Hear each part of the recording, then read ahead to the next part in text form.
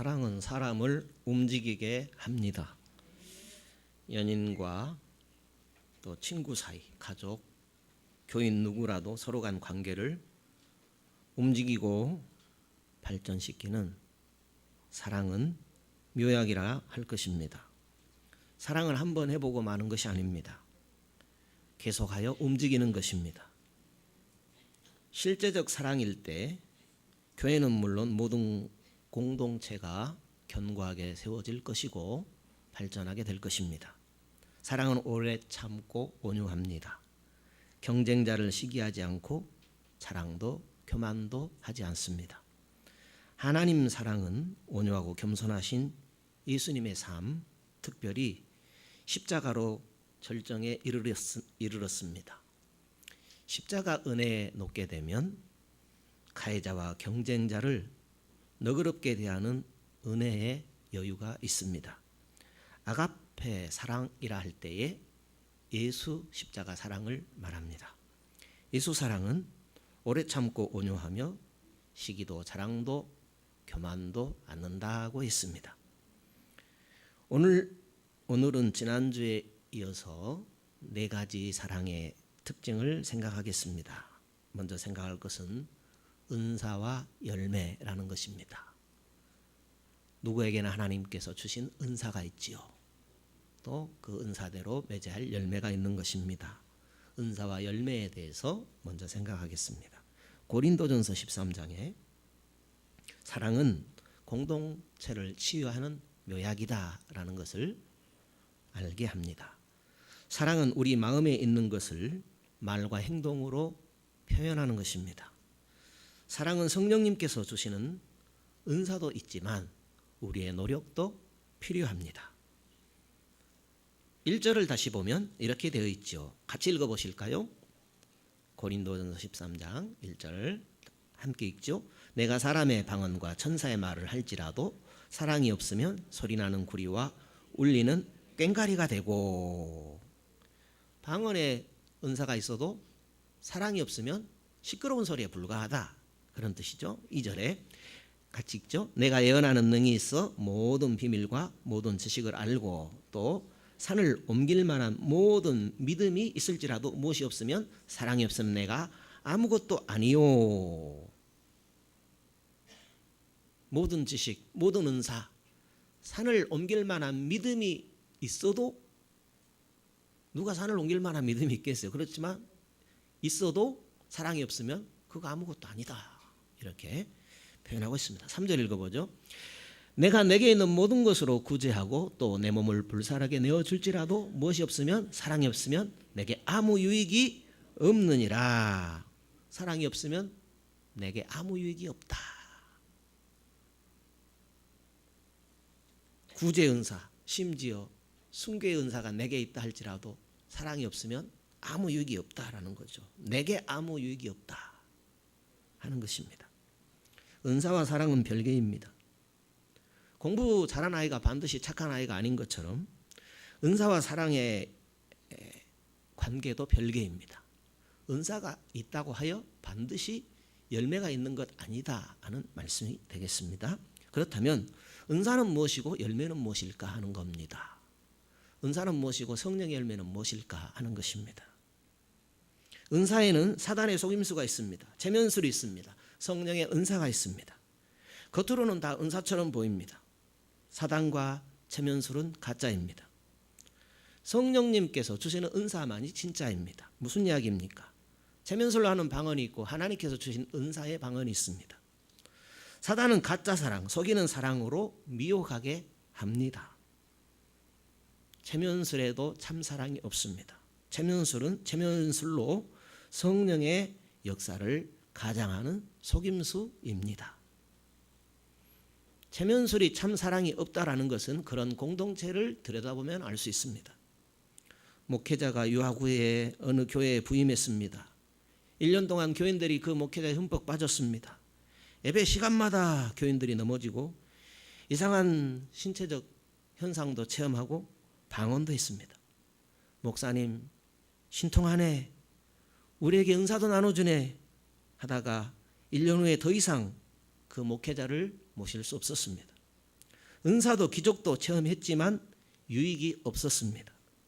그 목사는 체면술로 준 은사였기에 사랑이 없었습니다.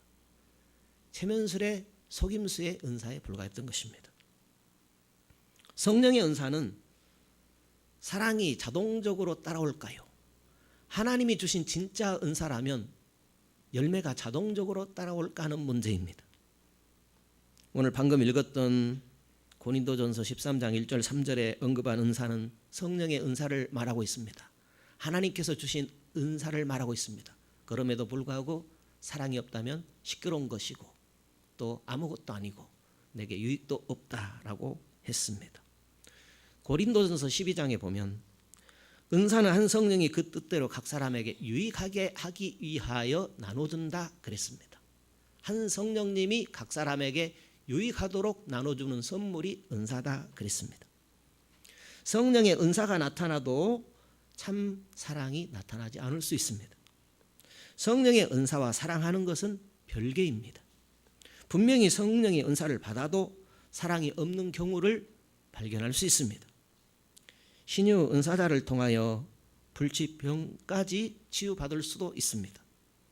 그런데 그분이 신령한 분인 줄 알았는데 입에서는 욕짓거리가 나오고 쌍소리가 나오기도 합니다. 본문 1절 3절이 바로 그것을 말하는 것입니다. 방언하고 예언하고 구제하여 또한 심지어 순교의 은사까지 있다 할지라도 사랑이 없을 수 있다 하는 말씀입니다. 고린도 교회에 은사는 많이 받았지만은 사랑이 없었습니다. 모든 은사에 부족함이 없었지만은 시기와 분쟁이 있었습니다. 성령의 은사를 받았지만은 하나님의 뜻대로 사랑하지 않았습니다. 사랑하라고 주신 은사인데 고린도 교회가 사랑하지 않았습니다. 은사가 있어도 사랑이 나타나지 않는 것은 하나님께 받기만 하고 사랑은 하지 않았습니다. 튼튼한 몸을 가졌어도 운동하지 않으면 근육이 생기지 않는 것처럼 좋은 머리를 가지고도 공부를 열심히 하지 않으면 실력이 생기지 않는 것처럼 또 가진 것이 많아도 재산을 관리하지 않으면 가난뱅이가 되는 것처럼 하나님께서 은사를 주셨어도 사랑하지 않으면 사랑의 열매를 맺을 수 없다라는 것입니다. 곧 성령의 열매를 맺을 수 없다라는 것이죠.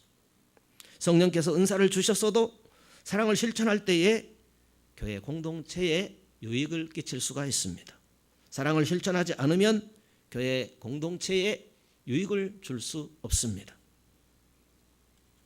본문 방금 읽었던 1절 3절에 바울 사도가 전하고자 하는 내용은 1절을 다시 보면 이런 내용이죠. 방언만 하지 말고 사랑을 실천하라 하는 내용입니다. 2절에 예언 은사, 믿음 은사만 행사하지 말고 사랑을 실천하라는 것입니다. 열심히 공부해야 실력을 키울 수 있는 것처럼 사랑을 실천해서 사랑을 키우라는 말씀입니다. 3절의 말씀은 구제의 은사와 순교의 은사까지 있다 할지라도 사랑을 실천하라는 것입니다. 재산을 관리해야 재산을 키울 수 있는 것처럼 사랑을 실천해서 사랑의 힘을 키우라는 말씀입니다. 성령의 은사가 있다 할지라도 사랑을 실천할 때에 사랑의 힘이 커지는 것입니다. 갈라디아서 5장에 보게 되면 성령의 열매에 대해서 말씀하고 있습니다. 사랑과 희락과 평과 오래 참음과 자비와 양성과 충성과 온유와 절제, 성령의 9가지 열매를 말씀하고 있습니다. 9가지를 사랑의 열매라고 합니다. 그런데 사실은 사랑에 속한 열매입니다. 다 같이. 무슨 이야기인가 하면 희락이라고 할 때에 사랑은 기쁨이 있지요. 사랑은 희락이 있다라는 것이죠. 그 다음에 화평이라고 할 때에 사랑은 화평케 하지요. 사랑은 인내하지요. 사랑은 절제하지요. 사랑은 온유하지요. 그러니까 사랑의 열매, 어떤 사랑의 속성들을 표현한다 할 것입니다. 사랑이 성령의 열매라면은 사랑은 성령께서 맺으시는 열매가 아닌가 생각할 수 있지요. 사랑은 성령의 열매다. 그러니까요. 성령의 열매니까 성령이 맺으시는 것이 아닌가 생각할 수 있죠. 사랑을 실천하지 않고 성령을 받으면 성령의 열매를 맺는다고 생각할 수 있습니다. 성령 충만을 주시옵소서. 성령 충만해서 미운 사람을 사랑할 수 있도록 성령 충만을 주시옵소서 기도합니다. 무슨 이야기인가 하면 사랑의 실천을 하지 않고 사랑하도록 성령 충만을 주시옵소서 기도만 합니다. 기도는 좋은 것입니다. 그렇지만 불순종의 책임을 성령에게 돌리는 그 핑계를 기도만 하는 것입니다. 성령께서 자동적으로 사랑하게 하지 않으십니다. 성령도 사랑을 실천할 때 성령의 열매를 맺게 해 주십니다. 갈라디아서 5장 16절에 너희는 성령을 쫓아 행하라 그리하면 육체의 욕심을 이루지 아니하리라 했습니다. 성령을 쫓아 행하라 했습니다. 그래야 육체의 욕심이 아닌 성령의 열매를 맺는다 했습니다. 성령을 쫓아 행하라 그랬습니다. 그것은 성령을 따라 살아가라, 성령을 쫓아 살아라 하는 말씀입니다. 성령께서 사랑하도록 계속 감동을 주실 때에 성령을 쫓아서 순종하라는 말씀입니다. 예를 들어서 오래 참는 것이 부족해요. 그럴 때 성령께서 인내하라는 감동을 주십니다. 그때에 감동을 쫓아갈 때에 인내하는 사랑의 열매를 맺을 수 있다 하는 말씀입니다. 우울한 기분이 들 때에 기뻐하라는 감동을 성령께서 주실 수 있죠. 그때에 하나님께서는 합력하여 선을 이루시는데 내가 왜 근심하지 하며 기뻐할 때에 희락의 열매, 사랑하는 희락의 열매를 맺게 된다라는 말씀입니다. 성령의 열매는 자동적으로 온다고 생각하지 말아야 합니다. 성령의 감동을 쫓아 실천할 때 순종하는 자에게 역사하는 성령께서 사랑의 열매가 맺도록 도와주시는 것입니다. 성령의 은사가 있어도 사랑의 실천이 필요합니다. 성령의 감동 따라 실천할 때 열매도 맺게 됩니다. 우리에게 균형이 필요합니다. 하나님의 은혜도 구해야 하지만 인간의 노력도 필요합니다. 성령의 은사는 하나님께서 주시지만 내 인격의 열매는 내가 순종할 때 맺게 되는 것입니다. 부흥회나 특별 집회를 통해서 성령님의 특별한 은혜로서 삶 전체가 변화되어 평소에 미워하는 사람을 잠깐 사랑할 수는 있습니다. 그래도 계속 사랑을 실천할 때에 성령의 열매를 맺는 것입니다. 빌립보서 2장 12절에 나의 사랑하는 자들아 너희가 나 있을 때뿐 아니라 지금 나 없을 때에도 항상 복종하여 두렵고 떨림으로 너희 구원을 이루라 그랬습니다. 하나님의 은혜가 있고 우리가 순종해야 될 부분이 있습니다. 하나님도 스스로 돕는 자를 돕는 것입니다. 항상 복종하여 두렵고 떨림으로 너희 구원을 이루라 했습니다. 모든 일을 원망과 시비가 없이 하라 했습니다. 인간의 노력에 대한 부분을 말씀하신 것입니다. 예수 믿어서 천국 법정에서 제사함 받고 의롭다함을 얻는 것을 칭의라고 합니다. 그것을 다른 표현으로 구원받았다라고 합니다. 그것은 100% 하나님의 은혜로 되는 것입니다. 1%도 인간이 하나님 앞에 의로움을 얻는데 어떤 보탬을 줄 수가 없습니다. 그렇지만 칭의를 얻고 하나님의 백성으로 살아가는 데 있어서는 하나님과 우리의 공동 작업이 필요합니다. 성화는 하나님의 은혜 100%, 인간의 노력 100% 합하여 200%로 이루어지는 구원입니다. 계속해서 하나님의 은혜를 사모해야 되고 나도 최선을 다해서 하나님 뜻에 순종함으로 성화의 구원을 누리게 되는 것입니다. 바울 사도는 골로새서 1장 29절에 나도 내 속에서 능력으로 역사하시는 이의 역사를 따라 힘을 다하여 수고하노라. 하나님의 그 성령의 역사를 따라 나도 힘을 다하여 수고합니다 라고 했습니다. 내 속에서 성령으로 역사하시는 하나님의 은혜가 있습니다. 힘을 다하여 그 성령의 역사에 따라 수고하는 인간의 순종이 있습니다. 우리는 우리 속에서 능력으로 일하시는 하나님의 은혜를 사모함과 동시에 힘을 다해서 내 몫의 수고를 해야 하는 것입니다. 성령의 감동대로 순종할 때에 성령의 열매를 맺게 됩니다. 하나님의 은혜가 필요하고 우리의 노력도 필요합니다. 성화는요, 얼마나 큰 하나님의 약속이 되어 있는지 몰라요. 성화에 하나님의 얼마나 큰 약속이 있는지 모릅니다. 이 땅에서 하나님과 동행한 만큼 축복이 약속되어 있습니다. 하나님을 가까이 한 만큼 그것이 축복입니다. 하나님을 가까이 하는 것이 축복입니다. 성화의 축복은, 성화의 구원은 하나님 은혜 100%, 인간의 노력 100%로 얻게 되는 것입니다. 사랑의 처방에 대해서 생각하겠습니다. 눈 감으면 코 베어가는 세상이라고 하는데요, 지금은 눈 떠도 코 베어가는 세상으로 바꿔지고 있는 것 같습니다. 예수님께서 사람의 미혹을 주의하라 했습니다. 이런 세상에서 어떻게 내 것 챙기기보다 남을 배려하면서 살아남을 수 있겠습니까? 하나님은 우리 생각을 바꾸고 하나님의 뜻대로 사랑을 실천하라 라고 말씀하고 있습니다. 하나님의 뜻대로 하면 나도 살고 남도 살리는 체험을 할 수 있습니다. 본문에 말하는 사랑의 처방은 무엇일까요? 지난번에 사랑은 오래 참고, 사랑은 온유하고, 또 시기도 자랑도 교만도 않는다 그랬습니다. 5절에 보면, 고린도전서 13장 5절에 보면 이렇게 되어 있습니다.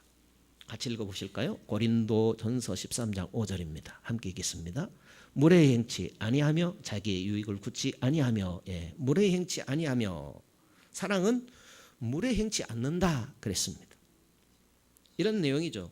매너 없고 예의에 맞지 않는 행동을 무례하다라고 합니다. 사랑은 무례에 행치 않는다라는 거지요. 예의 없이 행하지 않는다. 매너가 있다라는 거지요. 매너 있게 한다라는 거죠. 야비하거나 야속하지 않고 모든 사람에게 예의와 덕을 세우는 것, 그것을 무례에 행치 않는 것이라고 합니다. 부적절, 부도덕한 언행을 삼가고 타인을 무시하지 않는 것입니다. 타인을 존대하고 예의를 깎듯이 갖추는 것입니다. 귀에 거슬리고 사람들을 불쾌하는 그런 언행을 삼가는 것입니다. 모멸스러운 언행, 이권을 위해서 아부나 협박을 하지 않는 것, 그것을 무례 행치 않는다라고 하는 것입니다. 사랑은 상대방을 소중히 여기고 편하게 해줍니다.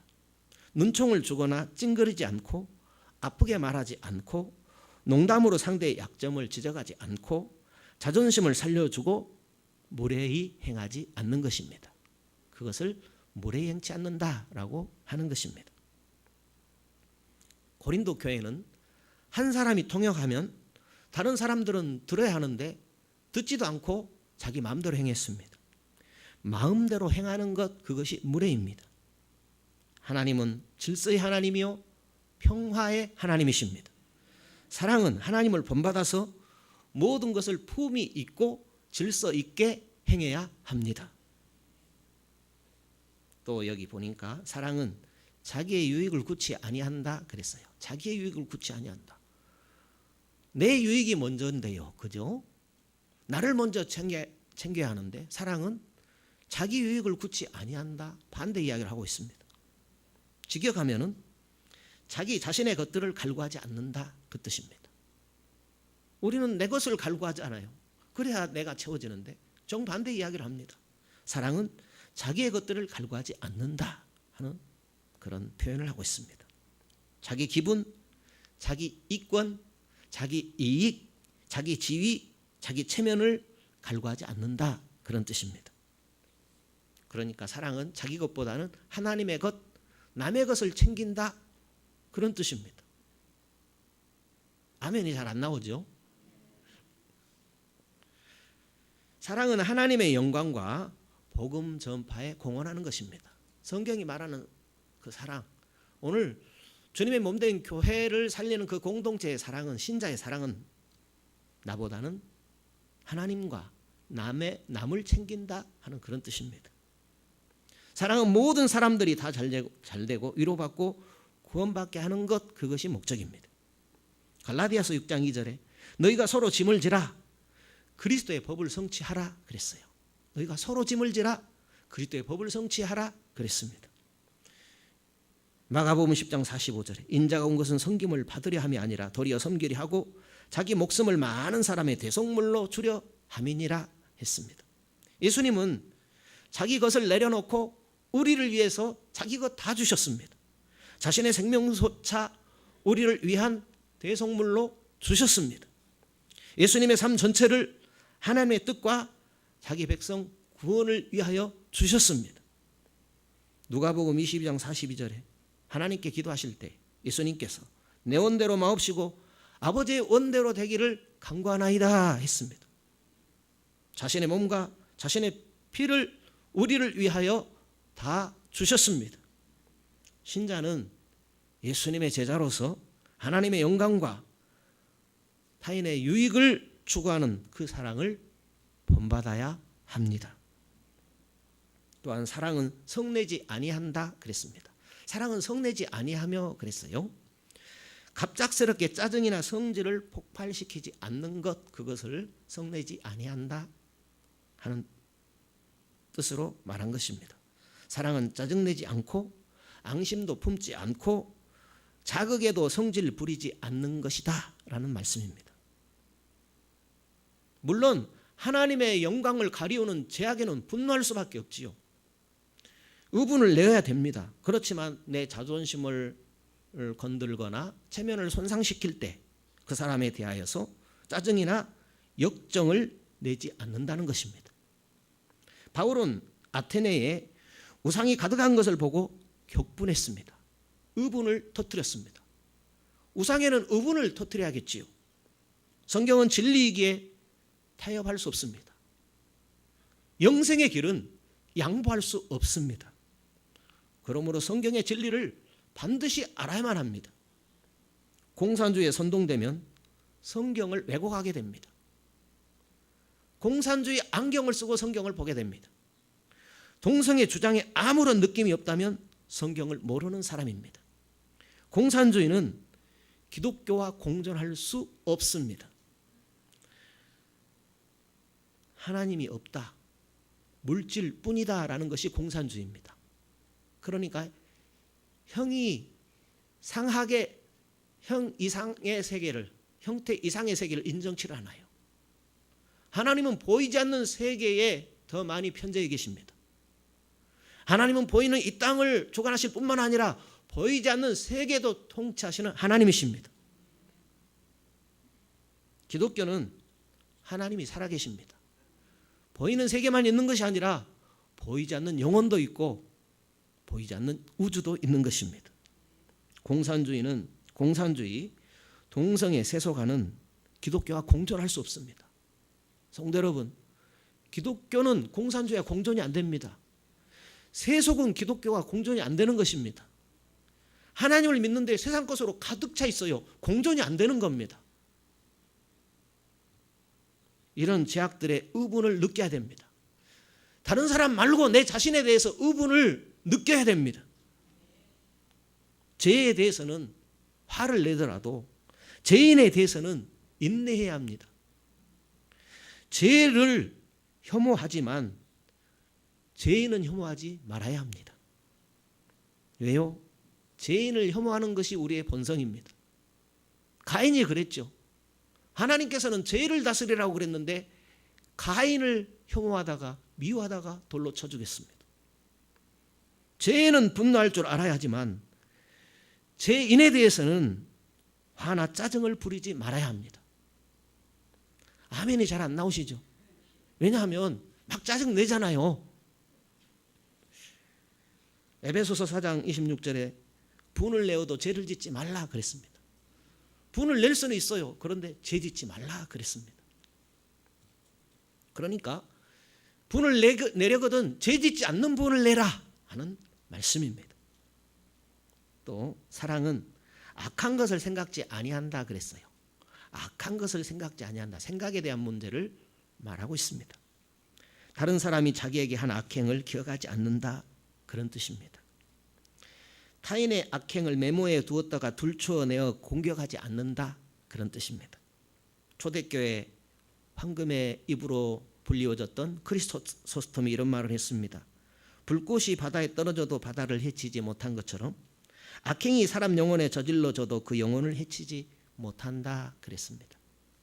사랑은 자기에게 잘못한 악행을 기록해서 귀환할 때 보복하는 것이 아니라 바로 용서하는 것입니다. 사과하면 용서를 선언하고 사과하지 않아도 마음속으로 미리 용서하는 것입니다. 그것이 사랑은 악행하지 않는다, 악한 것을 생각하지 않는다, 그런 뜻이 되겠습니다. 마지막으로 생각할 것은 사랑은 선택을 반복한다. 선한 길을 반복한다라는 거죠. 사랑은 반복한다라는 겁니다. 사랑은 무례히 행치 않는다라고 했죠. 사랑은 무례히 행치 않고 무례하지 않고 그랬습니다. 자기 것을 갈구하지 않고 짜증내지 않고 악행을 기억하지 않는다라고 그랬는데, 한마디로 하면 자기 것을 갈구하지 않는다, 여기에 다 속하게 됩니다. 다 내 것이잖아요. 내 것, 내 기분, 내 의로움, 내 성질, 그죠? 그러니까 자기 것을 갈구하지 않는다라는 것, 참 쉽지 않은 문제죠. 그러니까 자기 것을 갈구하지 않게 되면 무리하거나 짜증내지도 않고 악행하지도 않고 악한 생각을 하지도 않는다라는 말씀이 되겠습니다. 그러나 반대로 이기적이면 무례히 행하게 되고 짜증도 부리고 악행을 두고두고 기억하는 것입니다. 4절을 보게 되면 사랑은 오래 참고 온유하고 또 경쟁자에 대해서 시기하지 않고 자랑도 교만도 하지 않는다, 그랬습니다. 5절에 보게 되면 다시 보시죠. 고린도전서 13장 5절 다시 한번 읽어보죠. 무례히 행치 아니하며, 앞에부터 읽어야 되는데 사랑은 빠진 거죠. 4절부터 읽으면 좀 연결이 되는데요. 사랑은 무례히 행치 않는다, 그랬습니다. 자기 것을 갈구하지 않는다, 그 말입니다. 그러니까 자기 것을 갈구하게 되면 무례히 행하게 됩니다.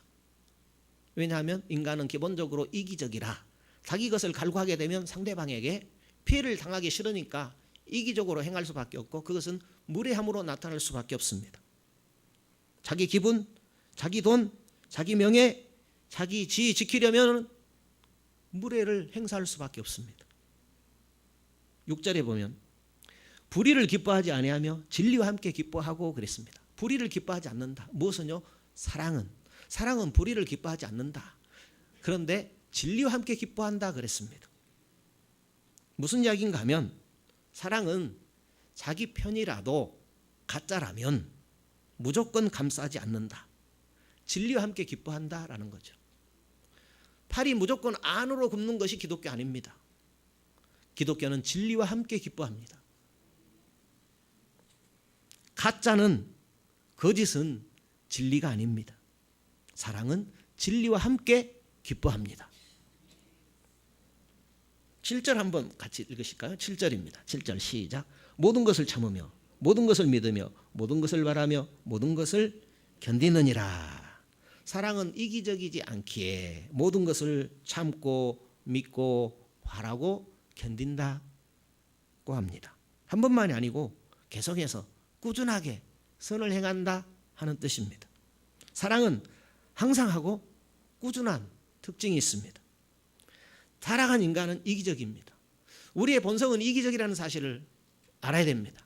그래서 오늘 고린도서와 같은 이런 말씀을 통해서 우리에게 이기적이지 말라라고 말씀을 하는 것입니다. 자기 기분, 자기 취향, 자기 이권을 기준 삼고 움직이는 것이 우리의 본성입니다. 내 마음에 안 들면 쉽게 짜증과 화를 내는 것입니다. 차곡차곡 기억했다가 기회 있을 때마다 끄집어내어서 보복합니다. 사랑은 내가 없다, 그런 뜻은 아닙니다. 사랑은 무조건 내 것을 다 내놓는다, 그런 뜻은 아닙니다. 타락한 인간 본성은 아담의 타락한 영이 흐르고 있습니다. 내가 예수 믿는 사람이 되었지만은 내 인격마저 변화된 건 아니에요. 그것은 내가 성령의 은혜를 힘입어서 감당해야 할 몫인 것입니다. 아담의 영은요, 내 마음에 안 들면 가만히 있지 않습니다. 예수 사랑은 타락한 자기를 갈구하지 않습니다. 예수 사랑은 타락한 나를 갈구하지 않습니다. 타락한 본성을 거부합니다. 물에 행치 않고 짜증도 부리지 않고 자기에게 악한 행실도 자기 행한 악행도 기억하지 않습니다. 굉장히 이 말씀을 싫어하시는 것 같아요. 예. 아내가 어떤 때 왜 짜증냅니까? 좋게 말해요. 그럴 때 있어요. 그때마다 성령의 질책을 듣는 것 같습니다. 부끄러워집니다. 가장 가까운 이웃이기에 가장 친절해야 하는데 함부로 하고 후회할 때가 있습니다. 왜 짜증을 낼까요? 마음에 안 든다고 마음에 안 든 그 아내의 행실을 제가 만만하게 본 것입니다. 함부로 대한 것이죠. 마음에 안 든다고 은사님께 짜증내지 않습니다. 왜 다른 사람에게는 함부로 못하면서 아내에게는 쉽게 짜증을 낼까요? 만만하니까 낮춰서 본 겁니다. 함부로 한 것입니다.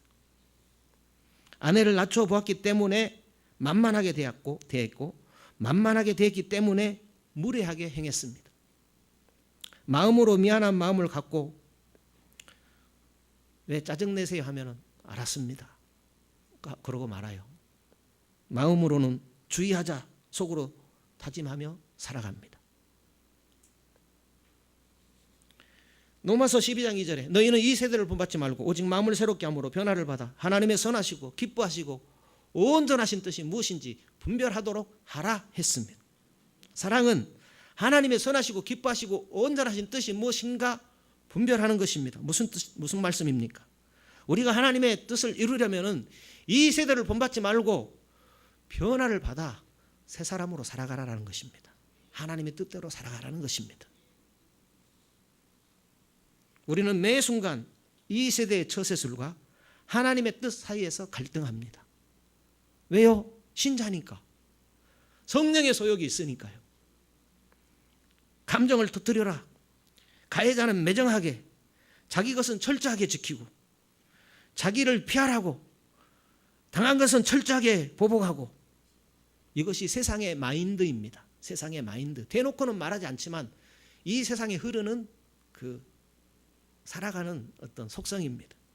그렇지만 하나님의 뜻은 인내하고 가해자에 대해서 온유하고 친절하고 시기자랑 교만하지 말고 무례하거나 당한 것에 대해서 짜증이나 분내지 말라고 합니다. 매일 매 순간 세상의 처세술과 성경과 성령으로 변화받고 하나님의 사랑을 실천하라는 그 사이에서 도전을 받고 있습니다. 성도 여러분, 혹시 오늘 양심에 걸리는 것이 있습니까? 가족 중에 만만하게 보고 혹 무례하지는 않으십니까? 가족, 친척이나 교인이나 친구, 이웃의 잘못한 것에 대하여서 두고두고 갚겠다고 앙심의 칼을 갈지는 않으십니까? 내 마음을 기준 삼지 않는 길을 선택하는 습관을 기르셔야 합니다.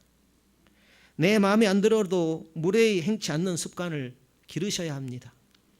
내 마음에 안 든다고 쉽게 짜증 부리지 않는 그 습관을 기르셔야 합니다. 내 마음에 안 드는 악행을 잊어버리는 습관을 기르셔야 합니다. 사랑의 습관은 자신과 가족과 친척과 이웃과 이웃을 치료하는 묘약임을 깨닫게 합니다. 명약임을 깨닫게 해 주십니다. 안토니아 브레너라는 수녀가 있었습니다. 한 10여 년 전에 세상을 떠났는데요. 캘리포니아에서 태어나서 비버리 힐즈라는 도시에서 자랐습니다. 아버지는 아일랜드 이민자로 2차 세계대전 때에 사무실 집기를 팔아서 부자가 된 사람입니다. 이 브레너 신부는 13살 때 결혼해서 5명의 자녀를 낳고 이혼했습니다. 그리고 19살 때 다시 재혼했고 또 3명의 자녀를 낳고 또 이혼했습니다. 그러니까 8명의 자녀를 낳고 2번 결혼에 실패한 후에 50세에 재산을 다 팔아서 수녀가 되었습니다. 나메사라는 감옥에서 35년 동안 죄수들을 섬겼습니다. 멕시코에서 가장 흉악한 죄수들이 갇힌 형무소가 나메사라는 감옥입니다. 그 형무소에서 죄수들을 섬기면서 이 수녀는 이런 고백을 했습니다. 나는 하루도 우울할 날이 없었습니다. 하루도 우울하지 않았다라는 것이죠. 화도 나고 슬프기도 했지만 우울하지는 않았습니다. 왜냐하면 살아야 할 이유가 있었기 때문입니다. 그 살아야 할 이유는 죄수들을 섬기는 그 일이었습니다. 35년간 수천 명의 죄수들과 복음적인 대화로 그들을 변화시켰습니다. 죄수들을 자기 아들들이라고 부르면서 죄수들에게 힘을 불어넣어 주었습니다. 그리고 법정에서 그 자기 아들들을 위해서 증언도 했습니다. 부자들은 봐주고 가난한 죄수라고 가혹한 판결을 내리는 판사들에게 호통을 치기도 했습니다. 매 순간 사랑의 길을 선택하고 사랑의 습관으로 35년간 죄수들을 섬겼습니다. 사랑을 선택하고 사랑을 습관하는 삶을 성공적으로 살아낸 것입니다. 사람을 이용하는 삶을 살지 않고 사람을 사랑하는 그 길을 택하여 살았습니다. 그 삶을 반복하는 습관이 가장 보람되고 가장 행복한 삶이라 할 것입니다. 사랑이 자동적으로 나타나지 않습니다. 재능이 있다고 사랑이 자동적으로 나타나지 않습니다. 성령의 열매가 자동적으로 맺혀지지 않습니다. 매 순간 예수님을 닮게 하시는 성령의 감동에 실천할 때에 사랑의 열매를 맺어갈 수 있습니다. 사랑은 내 마음에 안 든다고 앙심을 품어 복수하는 것이 아닙니다. 사랑은 예수 사랑을 본받게 하시는 성령의 감동에 따라 무례하지 않고 짜증내지 않고 앙심을 품지 않는 것입니다. 사랑은 매 순간 선택하는 것입니다. 선택하고 반복하고 습관화하는 것입니다. 마음에 안 들어도 무례 행하는 것이 아니라 예의를 선택하고 반복하는 것입니다. 마음이 상해도 짜증이 아닌 여유를 선택합니다. 매 순간 나를 무시했다고 앙심이 아니고 포용을 선택합니다. 예수 안 믿어도 나름대로 인간적이고 윤리적으로 사는 사람들이 많이 있지요. 그렇지만 기독교인임에도 불구하고 무례하고 짜증내고 앙심 품고 사는 그런 신자들을 보면 복음의 마음을 닫고 말 것입니다. 신자는 사랑의 모델 되신 예수님을 본받아 사랑을 실천해야 합니다. 누구라도 만만하게 보고 무례히 행하고 앙심 품고 짜증 부리면 인격도 망가지게 되고 공동체의 평화도 깨뜨리게 됩니다. 하나님 말씀 따라서 한 가지라도 고친다면 당장 내 마음이 편해질 것입니다. 작은 것부터 실천해 보는 것입니다. 가정, 교회, 직장 공동체가 그만큼 튼튼해지고 사랑은 묘약임을 알게 되는 것입니다.